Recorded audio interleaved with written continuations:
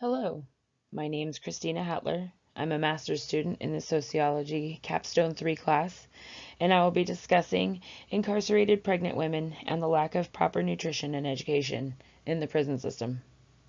Due to an ever-changing socio-political climate we all live in, I feel it is necessary to acknowledge the growing atrocities that are now and continue to occur behind bars. This presentation is to discuss the various programs and lack thereof in the prison system for pregnant women both during and after pregnancy.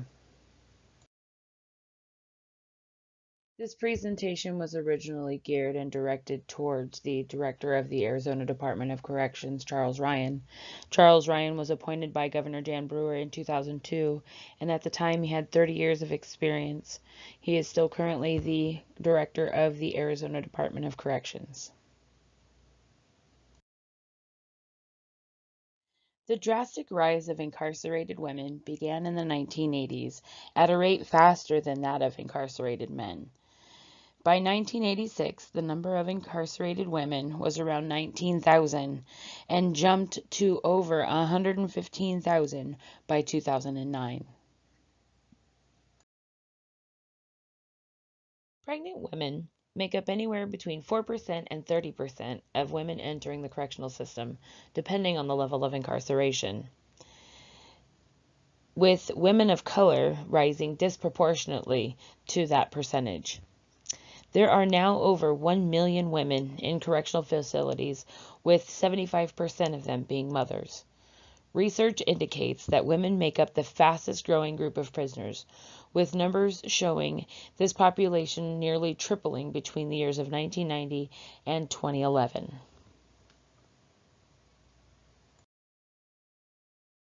Prisons originally being designed for men, housing women in those facilities has caused a strain on the system. Women have a myriad of physical differences than men that, when incarcerated, the correctional system is now required to care for. For example, things like premenstrual syndrome, menstruation, and providing sanitary items to handle these natural parts of being a woman. Women may also have the need for prenatal care and education. Women are more likely to seek psychiatric treatment and medication for their diagnoses than men. The correctional system is then responsible for not only paying for the inmate's medication, but to continue psychiatric care and the administration of medications. Prisons are no longer designed specifically for men. The increase in incarcerated women equal the demand for change. Women are more likely to be diagnosed for things like depression, anxiety, and post-traumatic stress disorder and seek treatment than men are. These things are also triggered by the environment that they're in. So creating policies and programs to try and alleviate some of the stress of being there, especially on somebody who's pregnant, can only make the situation better. The problem with the prison system now is that it's designed to host male prisoners, making it difficult for prison officials to meet the needs of incarcerated women, specifically meeting the prenatal needs of pregnant prisoners and the perinatal needs of both mother and the infant born behind prison bars. The need for proper nutrition and prenatal education for incarcerated women is dire. According to the National Women's Law Center, 38 states failed to follow or even have proper procedures and policies regarding appropriate prenatal care. A range of 34 to 49 states lacked required medical examinations, lacked prenatal nutrition education, or provide adequate prenatal nutrition. Lack of screening for high-risk pregnancies and HIV, and lack of adequate prenatal education. The child is not at fault for the reason that the mother is incarcerated. And while I'm not suggesting that softer penalties for women simply because they're pregnant, the unborn child should not suffer in prison because there are no known prenatal policies in place, including basic nutrition and adequate education, so the mother can make the best choices for the child. So, due to a lack of set policies, other states were studied to see how they implement prenatal health and education policies. Pennsylvania State Prison System has a Mom Mobile program, which provides prenatal health and education to incarcerated mothers, as well as case management services for up to 1 year after the release of the mother. Illinois' Department of Correction ensures that all incarcerated mothers attend parenting classes, no matter what the security level they're in. And the Arizona Department of Corrections can improve the health of pregnant inmates and their babies by taking just a few simple steps. Pregnancy is an exclusively female issue that the correctional systems have to handle. Specific guidelines are established by the U.S. Department of Health and Human Services for dealing with pregnant prisoners. The policies that were once available with the Arizona Department of Correction in regards to their handling of pregnant prisoners was only specified in regards to their shackling policies. These policies, however, are no longer available for public review. Pregnancies of incarcerated women are often high risk due to their poor nutrition and limited access to prenatal care, according to the National Commission of Correctional Health Care. Several programs have been put in place to address the problems with the lack of education and nutrition for pregnant inmates. However, many of these programs are not as effective as they had once promised. One program planned on providing pregnancy tests upon intake, yet when surveyed, 6 out of 19 prisoners didn't get a pregnancy test. Another program states that many correctional facilities offered parenting education classes as a way to provide knowledge and skills for mothers and pregnant inmates in hopes to improve family and home life.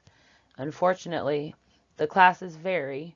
They were rarely evaluated or updated and were only offered to a small population of inmates. According to the National Women's Law Center, Arizona state prisons received an F in prenatal care for pregnant inmates due to lack of policies. Arizona Department of Corrections failed in providing adequate prenatal care or education, and it's not the child's fault the mother was incarcerated. They should not have to suffer in prison because the Arizona prison system is lacking in prenatal care programs.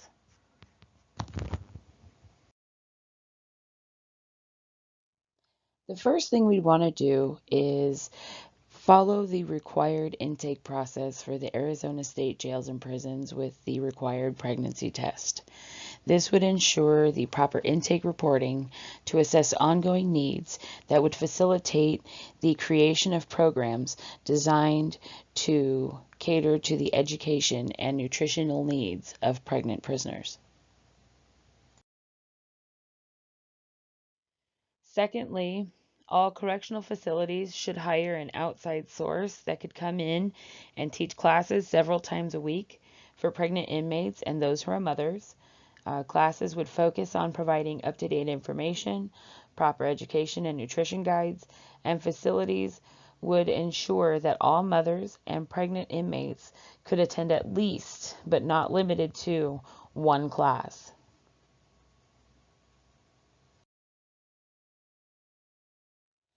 And finally, we would want to adopt policies and procedures that would comply with the minimum standards of care for pregnant women as set forth by the National Commission of Correctional Health Care and follow up with routine evaluation and training as needed.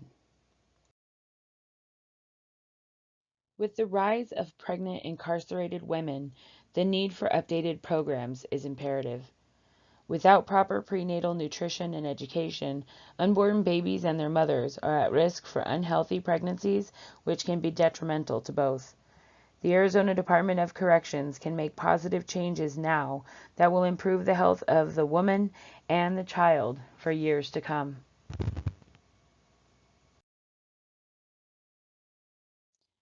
So let's talk about incarcerated pregnant women for a second here. Um, One thing that I would like to note is that in doing this research for this presentation, it was very difficult to locate policy in regards to procedures for handling pregnant inmates and intake process and nutrition and education and programs available and things of that nature. And even less was available to the public.